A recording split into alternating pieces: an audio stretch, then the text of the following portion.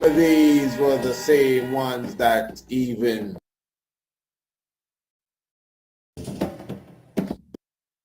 banned the drums.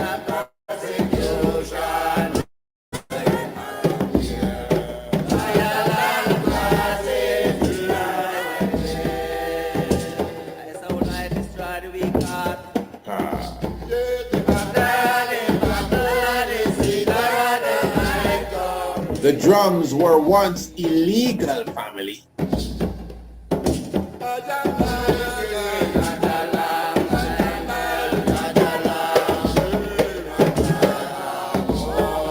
And you want me to believe that the drums ain't got no power?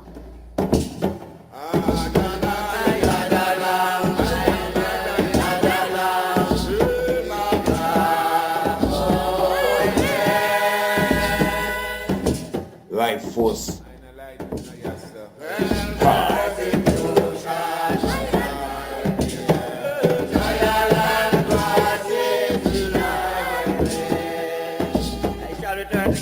Of captivity home back to Zion.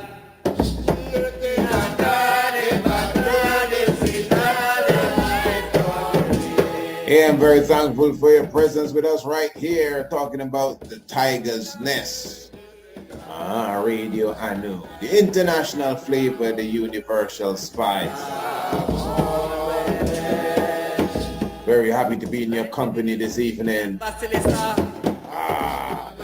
of course, giving thanks for all those who made it their business, to tune in with us this evening. Give thanks for the Naibic elders on such a meditation and such vibration. I have a few things. This is a classroom session tonight. And let me see here. So we know of the Empress Hatshepsut. Now, I one may say, no, it's queen. So why can't be empress? She's running an empire, right? Yeah. All right. I'm going to read something here from worldhistory.org.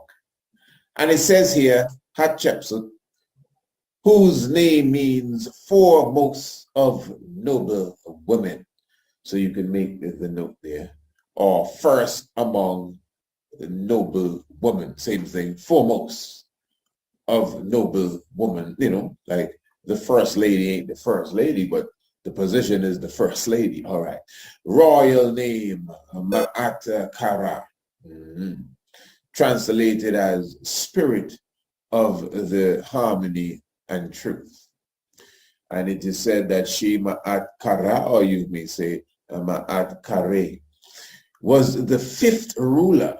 Let's keep our notes down, class. Was the fifth ruler of the 18th dynasty. Definitely one of, my more favorite episodes in ancient Kemet. Of course, we're speaking of the time of the great Akhenaten, and of course, the great Tutankhamun, and the granddaddy Ramesses II, and of course, great, Nasuts and BT and Nasut BTs, because one is of the south and one is of the north and one represents the United Land.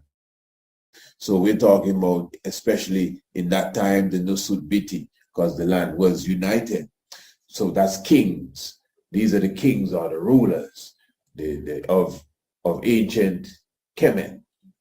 And that time frame, the 18th and 19th dynasty, that's a time frame that, I definitely love the whole understanding about 3,000 years of powerful independence as such. Even in ancient Kemet is about the same time, because remember, the lands were united about 3000 BCE. So just give that a couple hundred years to the time Alexander the Fake and these ones came in. It still come down to the same 3,000 years. That's what we speak, even of Ethiopia having 3,000 years of independence. So on both sides, it balances off that same 3,000 years, at least historically speaking, in approximate terms, just for conversation's sake. Because even again, separating the 18th dynasty from the 19th dynasty. If I'm not mistaken, it's Flinders Petrie or one of these individuals who were officially recognized as the ones that kind of separated these periods and brought them down into Old Kingdom and New Kingdom and Middle Kingdom and these things, and even the dynastic periods, really. But Hatshepsut of the 18th dynasty ruled from 1479 to 1458 BCE. So this is our time frame, 1479 to 1458 BCE. She was the daughter of Thutmose I and Queen Amos. I want to make that clear because we're going to be talking about the virgin birth of Hatshepsut. So this is saying now she was the daughter of Thutmose I and Queen Amos. And as was common in Egyptian royal house, according to what this is saying, married her half-brother Thutmose II. All right. So it goes on to say, and this is important information here, they had a daughter together, Neferura, and Thutmose II had a son by a minor wife named Isis, Thutmose III, 1458 to 1425 BCE, whom he named his heir to the throne. Although she was made regent until Thutmose III came of age, she had long been acquainted with the position of power and chose instead to have herself crowned Pharaoh of Egypt. Now that's in a nutshell basically how Queen Hatshepsut, according to what the historians and archaeologists has supposedly derived from the hieroglyphs that they see, the information that they believe they gather it. Because you see, remember, when it comes to this kind of history, sometimes you have some holes in the history itself. Remember at one time, they were telling us that Tutankhamun is Akhenaten's brother. And then Akhenaten became his uncle. And right now, Akhenaten is his father. I'm just telling you how the thing goes. Yeah, remember Pluto was a planet. When some of you who are 30, 40, 50, whatever, when you went to school, you couldn't put Pluto is not a planet. You'll get it wrong. Marks off. Even if you had some sort of spiritual inclination to say, but no, teacher, Pluto is not really a planet because it's too much in the what do you call that here, the Kuiper belt or cloud. I think it's the Kuiper belt. It's too much in the Kuiper belt, and the size is not that of shut up. Who dare you say that? Read it in the science book.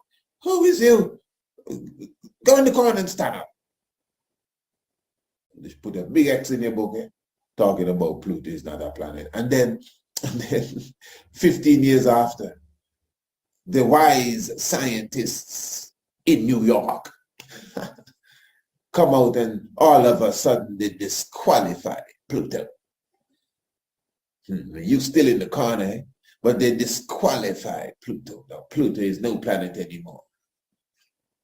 So it's the same thing with this history. Even sometimes they're telling you people marry their brother and sister and all of that. You have to be careful before you just go and spread what they say. According to them, Akhenaten had frolic disease because they see him depicted on his glyph as having feminine form. But come on, man. What's wrong with these people? There's a beautiful statue of Akhenaten. When you look at his face, he doesn't have the exact features as the statues that we are accustomed to see, which tells you a lot, that the statues and the glyphs of Akhenaten are highly symbolic. So when you see Akhenaten with breasts, if it would appear so, and hips like a woman, he's telling you he's God Almighty. Huh? What? Yeah.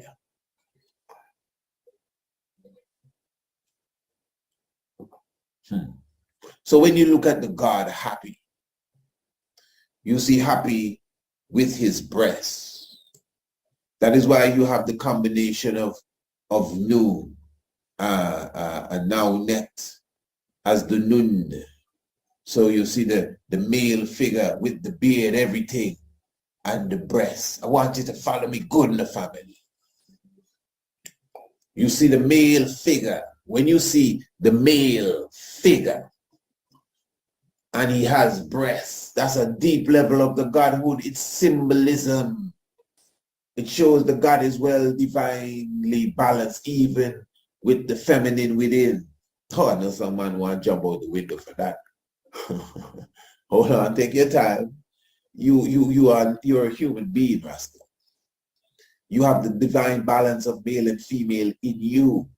Come on, don't let me get started. You know. Everybody was a woman before they became a man. Eh? So you don't get too crazy with it. Everyone was a woman. Don't ask me, ask the scientists that deal with that. They will tell you, well, yes, even in the formation of the child in the womb, you know, the child begins as a woman stage and some cross over to the man.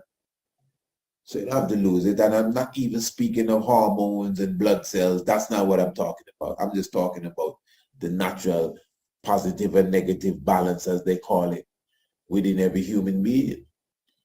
You know, natural masculine and feminine energy is an energy. So Akhenaten is well balanced as the God within himself. So you see him as a man with feminine energy coming off of him to some degree. But he's not the only one. I just mentioned the Nun. I just mentioned Happy, and there are others. But listen, the difference between the Nun and Happy, both of them being water gods, because Happy is the river Nile, and both of them having breasts. The difference is that they are of the Meduneter. They are gods. They're not considered real people. They never walked the earth. They are principles. But Akhenaten is a human being. He is not necessarily a god, but he is showing you that he is a god. Remember, they call Akhenaten the first Christ. Many people consider that he is the one that brought in monotheism, the worship of one God. Some consider Akhenaten to be the real Moses. And a few other things. Solomon too. The hymn to attend, similar to that of the Psalm 104. Some attributed to David, but it doesn't have it's not attributed to anyone in the Bible as such. But Moses does have Psalms in the Bible too. Psalms of Moses, I think it's 91 or 92. No, I think 92 is the Psalm of the Sabbath. But somewhere around there it clarifies the Psalms of Moses. So all the Psalms in the Bible are not really, attributed to King David. Oh, this is a wonderful reasoning here. Hey, listen, make sure you're subscribed to the Tiger's Nest. It's a very easy thing to do. Just contact us. You're already listening to the radio station on the website. So just browse through, you'll find the email address. It's priestisaacinstitute@gmail.com, and let us know, hey, I'd like to subscribe to the Tiger's Nest. Hey, what's the benefits? Well, the benefit is you get the Tiger's Nest every evening after it's broadcasted. You get it straight in your inbox. After, we seal up the discussion, and of course it's recorded and everything. We send it to your email address and you get it in your inbox. So you never miss another edition of the Tiger's Nest. Again, just become a subscriber. Definitely it will be something, and of course, it's definitely something you will definitely cherish. Even if you listen to this program every evening, you should still subscribe to the Tiger's Nest to make sure you save the program in your archives so you can revisit it in the future and let even friends and loved ones hear what we provide here on the Tiger's Nest. Hey, previous night program was wonderful. Last night program, as they say, was mighty. The Tiger's Nest, not the Tiger's Nest, the Tiger's Nest. The subject last night was the Tiger's Nest. We were talking about the Tiger's Nest in Bhutan and how it links to even where I am right now, St. Lucia, and all of these different things. And of course, my Tiger's Nest, what a wonderful sit down, I actually listened to it afterwards, and give thanks for that. So give thanks for those. So those who are subscribers now, they definitely would have received last night's program, previous night's program, if they missed it, the Tiger's Nest. But yeah, wonderful. So yeah, just contact me, priestisaacinstitute@gmail.com. Of course, and I say you're right here on priestisaacinstitute.com, which is our website. Radio Anu. This is the Tiger's Nest radio program. So yeah, so that is what Akhenaten. Of course, we don't know Akhenaten is a ace individual in this thing. You can't be nobody, little slouch and people talking about, being father of monotheism and first Christ and you're Moses and all of that. No matter what they say. And listen, listen. As I said, we have the living gods of Kemet, part 1. Family, if we're serious about knowledge, the living gods of Kemet, part 1. Right here on the website, you can visit the shop area. It's a online webinar lecture where we clarify the reality of Akhenaten and Tutankhamun. I would invite you to visit the website, the shop, go into the area called shop and search out the living gods of Kemet. There's 3 parts. You should purchase all 3 parts. But the first part deals directly with Akhenaten and Tutankhamun. It answers all the questions, I am telling you, and brings to an end all these myths and lies about Akhenaten being heretic and he changed the worship. I can prove nothing goes up. But just check it out. And it cannot be disproved after you understand what I'm saying. Even if you don't understand what I'm saying, it still can't disprove it. Akhenaten is not who. Even those of us who are conscious.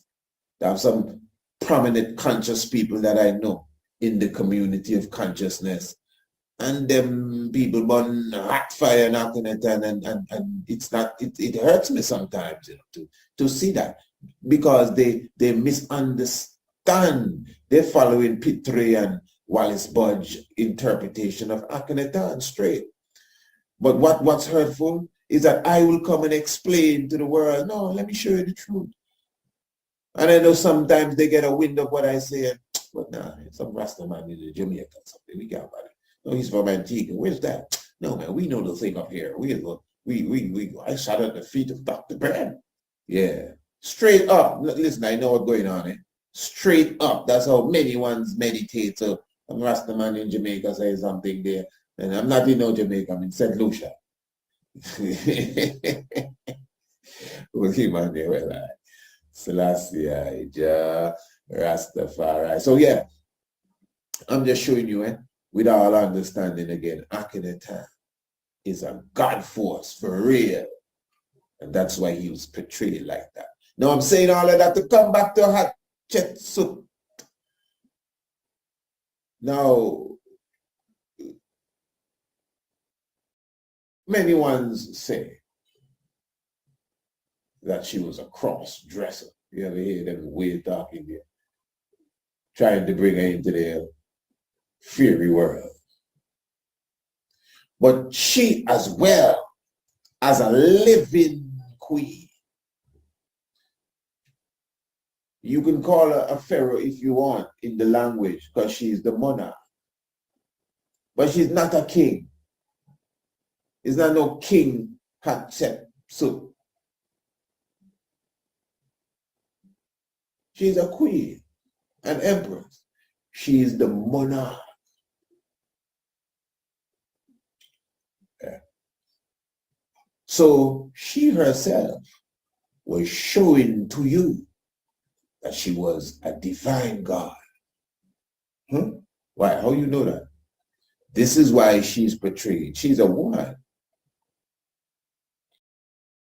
She has breasts like a woman and the form of a woman, but she has the beard of the man. She has the beard of the ruler. She has the beard of the monarch. She has the beard of the pharaoh. That's the God. When you see that balance, look at Semenkare. He's another human being. That's the second part. That's part 2 of the living gods of Kemet. Check the website. You should purchase them. That's part 2 of the living gods of Kemet. Semenkare. He's another character seen with breasts. And he is a God figure. He is the second coffin in the triad of coffers in the necropolis of Tutankhamun.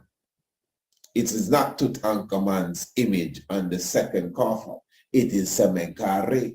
And if you understand who Tutankhamun is, then that will show you who Semenkare really is, although his tomb was the total opposite of Tutankhamun. It's all a science. Visit Semenkare, the living gods of Kemet. Own the copy for yourself. Real thing. So we have Semenkare with breasts as a man. Nobody funny here. We're not into that. It's symbolism. He's a human being. We have Happy with his breasts as a man, but he is of the Meduneta. He is the gods. We see Nun as a man with breasts, but again, Meduneta, gods. These are individuals that seem to be somewhere between both, but it's a God expression. Semenkare as a man, seen with that female form, the nourisher. Even Moses talked about feeding Israel on his breast when he was complaining to God and asking if he did bring them into birth and suckle them on his I think the term was paps used in the scripture. Just meditate. If you had to draw that in picture form to explain it, you would draw Moses with breasts. This is deep science, This ain't no regular reading, This is reading between the lines. What's between the lines? Nothing. Emptiness is between the lines. It's deep imagination and deep comprehension. So Akhenaten and Hatshepsut now. She's of the rulers. She's of the rulers that portray themselves as both male and female, and all them rulers are gods. In my book, I'm telling you, Akhenaten, he really is the first Christ. He expressed himself as a God. And maybe not the first Christ, but he's a Christ figure, for sure. He expressed himself as a God.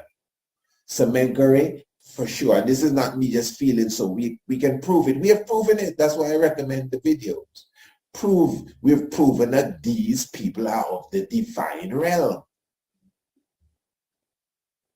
Semenkari, Akhenaten, and they both portray themselves with feminine features. Can't run from it.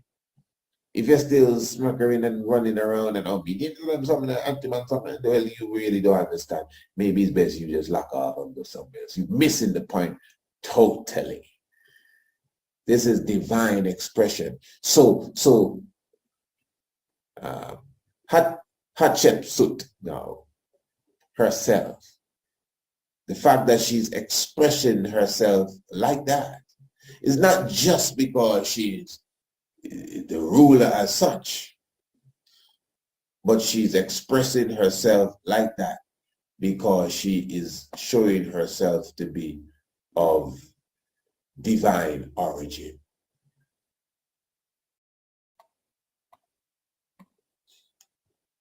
We're going to prove that now.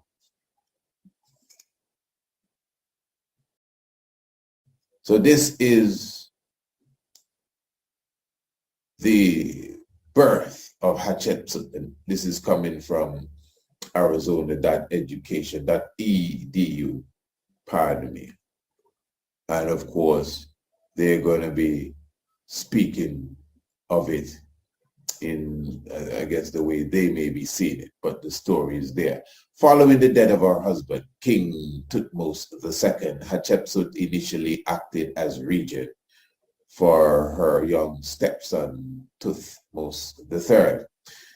Within a few years, however, Hatshepsut decided to claim the throne in her own right and went on to rule as king over Egypt for some 20 years. Give thanks for such 20 years. They were precedents for female sole rule.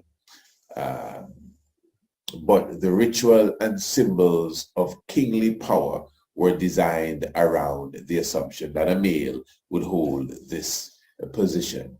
Indeed, there wasn't even a word in the language that meant female ruler, nor equivalent to queen, or so they say. And I mean, the hieroglyphics is so deep. The hieroglyphics hasn't even been fully deciphered.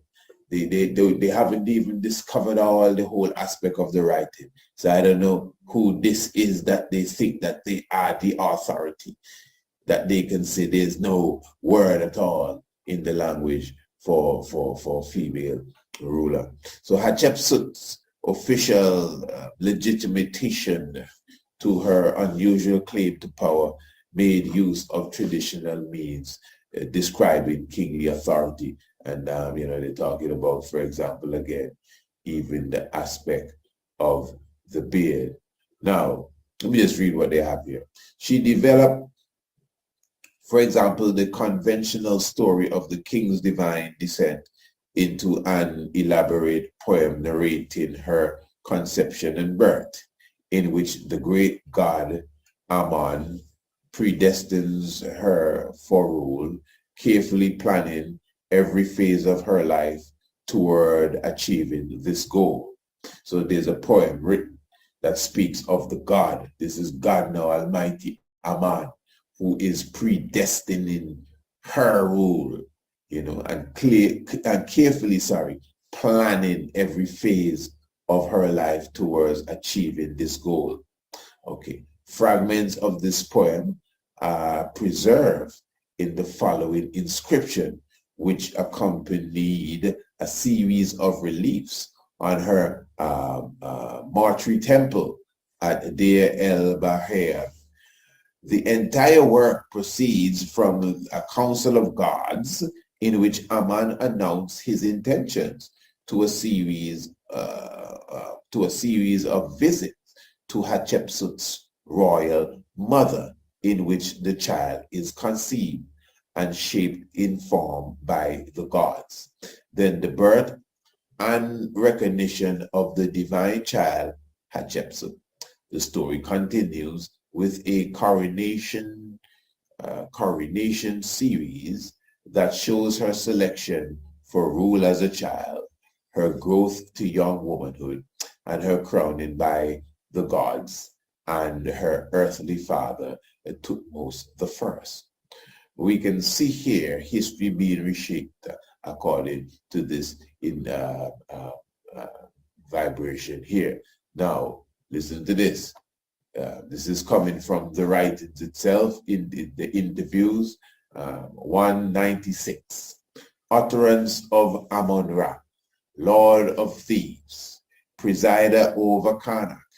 He made his form like the majesty of this husband, King Thutmose the first. Okay. This is the actual writing saying this. So the god Amun made his form like the woman's husband, Thutmose the first. Okay, let's read on. I'm coming back to that. He found her, Queen Amos, as she slept in the beauty of her palace. She waked at the fragrance of the god, which she smelled in the presence of his majesty. He went to her immediately. He imposed his desire upon her. He caused that she should see him in his form as a god. When he came before her, she rejoiced at the sight of his beauty. His love passed into her limbs. With the fragrance of the gods flooded, and all his odors were from Punt. And you know, Punt is the southern land, and Ethiopia and Somalia region, they're Punt. Okay. 197 now. The words of the queen, Amos, utterance by the king's wife and the king's mother, Amos, in the presence of the majesty of this august god, Amun, Lord of Thieves. How great is thy fame! It is splendid to see thy front. Thou hast united my majesty, which is her feminine, with thy favors. Thy dew is in all my limbs. I tell you. After this, the majesty of this God did all that he desired with her. Words of Amun, utterance of Amun, Lord of the two lands. Before her, Kenneth met Amun Hatshepsut, shall by the name of this my daughter, who I have placed in thy body, this saying which comes out of thy mouth. She shall exercise the excellent kingship in this whole land. My soul is hers, my bounty is hers, my crown is hers, that she may rule the two lands, that she may lead all living things.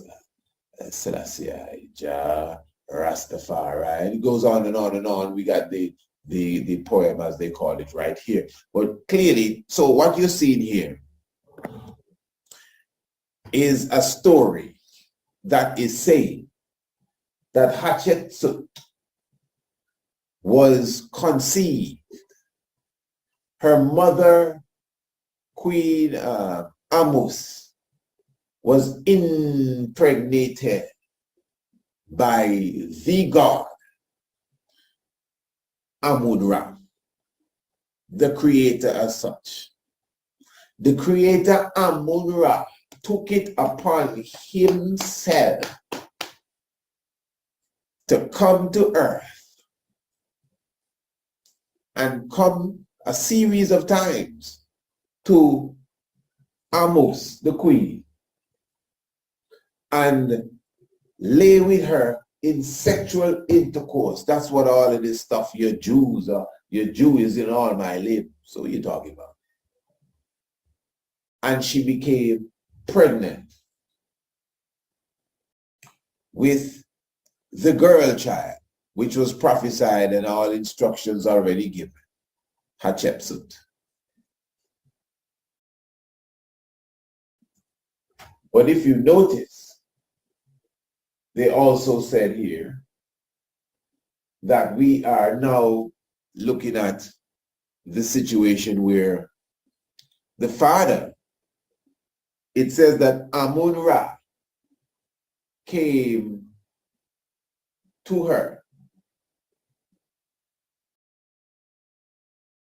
He made his form like the majesty of her husband.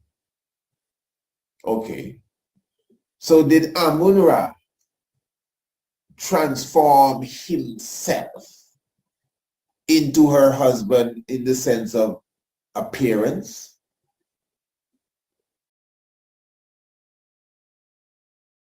Because when he came in, she acknowledged that she is now before the God. So if she knows she before the God, why the necessity to pretend that you're her husband? Family, this is a simple thing. Now, before we simplify it, let's just recap and return with the understanding that Queen Hatshepsut is claiming herself to be of the divine, or making the claim, to be more correct in the language, of being of the divine. When you claim that the God is your father, you have carried yourself in the divine. That is why I am saying that her wearing a beard, that remember, these people that harp on this, even those of us who are of the conscious sense, we are overlooking the divine aspect of her wearing the beard. Yes, we know she's the divine Pharaoh, but it's more than that. They're all the divine pharaohs, but some of them stand out. Some of them stand out as God figures. Tutankhamun is one. Akhenaten is another. Semenkare is another. And I just clearly explain that you can find the feminine on each of these individuals. Look at Tutankhamun. I haven't seen Tutankhamun with breasts like Semenkare. I haven't seen Tutankhamun necessarily with the shapes and the breasts like hips like and all of that like Akhenaten. But Tutankhamun's mask, at the back of Tutankhamun's mask, there is a bee sting, the tail of the bee that stings you. This is some deep stuff because Tutankhamun represents the beard. That is why when you observe even the mask of the king, the great king Tutankhamun, as I said, you see the stripes, they represent the sun ray. You observe the stripes on the bees, well, the stripe on the bees, the sun ray, etc. Remember, the bee works with the sun. The bee is active with the sun. The bee is directly connected with the sun. The golden honey is like liquid sun. All right. So Tutankhamun represents the bee, and Tutankhamun has the bee sting. All right. Now, you have drone bees and you have worker bees. I hope you're with me, family. You have drone bees and you have worker bees. Drone bees are male bees. Good. Worker bees are female bees. Good. Drone bees do not sting. Great. Worker bees are the ones that sting. Worker bees are female.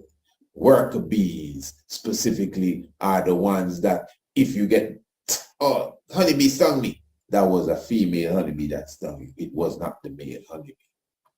So when Tutankhamun as a man is carrying the sting of a bee, herein again, remember, this is secret science. It takes a certain levels of meditation to see these things and come and explain it to people. Those that put it together has returned to unravel it for you. That's really what it is. So Tutankhamun is carrying the female energy again with the beast thing. Remember in the tiger's nest, we were talking about the man-wife turned into the tiger, you know. The bee is referred to as the tiger of the sky. The stripes. It's also called the lion of the sky. The mane. You know, remember the tiger flying to the tiger's nest with the guru on its back, and the tiger was his wife. Those of you who missed last night's program must be saying, what is man talking about? Yeah. So the beast thing, Tutankhamun, Akhenaten, the breast, Samenkare, the same breast. As they, if you want to say, imitate the gods of the Medunetta, Happy, the breast, the Nun, the breast, as male figure. So Hatshepsut is a woman, and she naturally has breasts. She don't have to put it on a statue, but she don't naturally have a beard. And she applied the beard as a ruler. There have been other rulers as women that rule over Kemet, as was mentioned here. But she applied herself to it on a different level, as if she was a man. She's just showing again, just like the other figures I've been talking about, that she's of divine origin. And her proof of that is that she has the masculine and feminine balance. And if that didn't convince you, because let's be honest, many of our historians don't look at it like that, even those of the conscious realms. In fact, the conscious realms dis Akhenaten. So I wouldn't expect that they see that Hatshepsut is showing you she's God. Straight up, not just of the divine, she's God. And if you don't think that is enough to prove it, she herself wrote a whole poem here showing you that her father is Amun-Ra. So what do you mean? Tutmos the first is not, the second is not her father? Tutmos the first part is not her father? What are you telling me there? I don't understand this. Again, the poem says, Amun-Ra made his form like the majesty of Tutmos the first, her husband. That just simply means, Rastafari, that Tutmos the first took on the spirit of the god, the Amun-Ra. Remember, we're talking of symbolism here. Nobody came in, remember? Even Gabriel, according to the Quran, Jibril is called, but Gabriel the angel, according to the Quran, he was the one that appeared unto Mary. And he appeared unto Mary like a well-dressed man. That's what the Quran says. So you see what happens now, this Holy Ghost business is the Spirit of God that would come into the father of the Christ. Joseph in the Bible is the father of the Christ. That's why all the bloodlines lead back to Joseph. This ain't no spooky business. Mary don't have the bloodline that is needed for the Christ. So Joseph has the bloodline, but religion and Christianity twist up the story and give you a totally different understanding and make it super literal. So all of a sudden now, Mary is a virgin, as they call it, specifically because she was impregnated by the Holy Wind. Wind in that spiritus mean wind. And this, I'm talking the truth, the Holy Wind. That's religion. Because they have Buddha. Buddha's mother, Maya Deva, was impregnated by a white elephant with a lotus flower in his trunk. Take that to the supermarket and see what you can buy with that. Exactly. It's symbolism. It doesn't mean that Buddha doesn't have a real father, but his father was the one that came in the spirit of the elephant. The white one with the lotus in his trunk, which is also a symbol of whatever it is in the Hindu tradition, symbol of the God figure. When it's what is the elephant god, Ganesh, whoever it is the spirit that went into Maya Deva via her husband, the spirit of the man Joseph, filled with the spirit of God that went into his wife Miriam or Mary. All of them virgin birth story, and this proves it. It clearly shows you Amun Ra came to Amos in the form of her own husband. So he played hide and seek. This guy is he playing, and she knew it was the God. So she pretending to. So why he didn't just come as himself? Why he had to look like somebody else? Because he came in the form of the man. He possessed the man then. He possessed the man.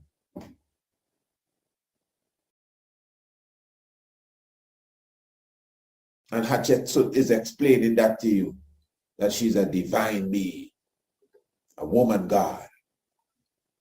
But you see, family, we can't follow the soap opera version of Flinders Petrie and Wallace Budge and the other one named Faulkner and all of these people here, Egyptologists. We have to be able to take the information we have gathered, especially from our elders, and refine it right now.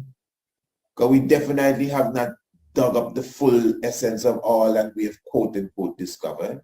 And I am telling you, you stick with the tiger's nest, you stick with the shock of the hour, you stick with the mystic vibration, you stick and continue to follow Priest Isaac. I don't care what nobody say. I will be continuing to unravel enough mysteries for the idea. Nobody can tell me that I am not an unraveler. I have thousands, man, it's over 1,000 videos we have here. And if you just check out the videos alone we have on YouTube, it's just unraveling and unraveling and unraveling. That's what we do. We bust the heavens and put things, we answer questions that people didn't even know there was a question to that. Straight up, I telling you, I'm not holding it back. I don't want my trumpet get rusty, so I blow it sometime. Straight up, that's what we do. We've been given the gift to uncrack the codes. That's why nobody can come with no little weird talk to me. Sometimes I sit and take it, just for diplomacy now. But who is them to be talking them crap? You know who you're talking to? Straight up. Straight up. Yeah. We open the heavens, We bring down the stars and show you who this star belongs to. And when we done talk, nobody can say, hey, I have you wrong here. A few try, but of course we have to make them sit back down. So I'm saying that so you can see the authority I have when I'm telling you Hatshepsut is a goddess. Not just a goddess because she's a woman and a woman a goddess.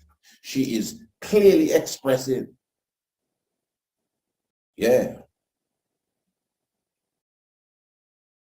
her divine self from the halls, from the realms, from the throne room, specifically of the Godhead.